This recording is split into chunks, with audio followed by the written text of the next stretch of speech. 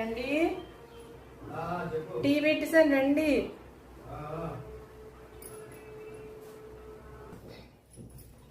మయన్మార్లో భూకంపం మళ్ళీ వచ్చింది కదా, ప్రాంతంలో ఉండగానే 700 మంది చనిపోయారంట. మొత్తం 10,000 మంది పోయారంటారు. ఎక్కడ? అన్ని చోట్ల కలిపా? 2 చోట్ల కలిపి మొత్తం అక్కడ ఆ ఏరియాలో భూకంపంలో చనిపోయిన 2,000 మంది పైనే ఉంటారంట.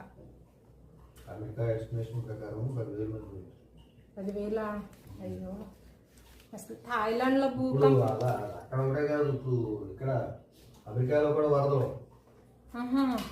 ఎక్కడ చూసినా ఏదో టెక్సాస్ లోను, ఇక్కడ మెక్సికో, రెండింటికి మధ్యలో వర్షం.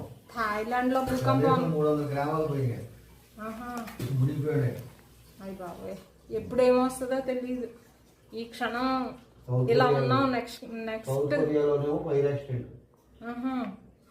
నెక్స్ట్ క్షణం ఎలా ఉంటుందో తెలియదు.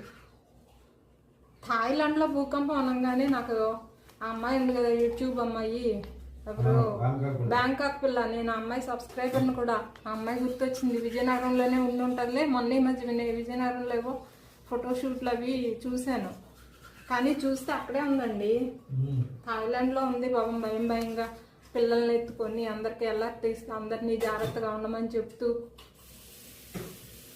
ఎలా ఉన్నారో పాపం, ఎంతమంది చనిపోయారో అక్కడ.